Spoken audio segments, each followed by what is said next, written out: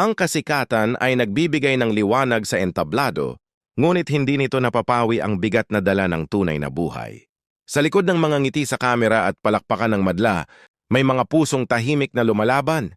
Ngayon ating alalahanin ang mga Pilipinong aktor na ang biglaang pagkawala ay nag-iwan ng sugat sa puso ng sambayanan. Si AJ Perez ay simbolo ng kabataang puno ng pag-asa at potensyal. Sa murang edad na 18, nagsisimula pa lamang ang kanyang paglalakbay sa mundo ng showbiz. Ngunit noong 2011, isang trahedyang aksidente sa South Luzon, expressway ang biglang kumitil sa kanyang buhay. Isang pangarap ang natuldukan, isang bituing hindi na muling sisikat. Si Marky Cielo, ang unang grand winner ng Starstruck, ay naging inspirasyon ng maraming kabataan dahil sa kanyang sipag, kababaang loob at determinasyon. Noong 2008, sa edad na 20, pumanaw siya dahil sa acute hepatitis. Ang kanyang pagkawala ay nag-iwan ng katahimikan sa industriya at luha sa mga matang patuloy na humahanga sa kanyang kwento ng tagumpay mula sa simpleng buhay. Si Ronaldo Valdez, isang haligi ng pelikula at telebisyon, ay nag-iwan ng hindi matatawarang pamana sa sining.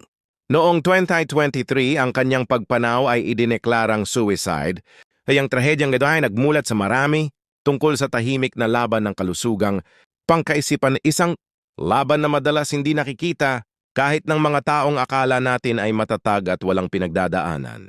Si Rico Yan, ang tinaguriang total package ng kanyang henerasyon, ay minahal hindi lamang dahil sa kanyang kagwapuhan kundi sa kanyang kabutihan.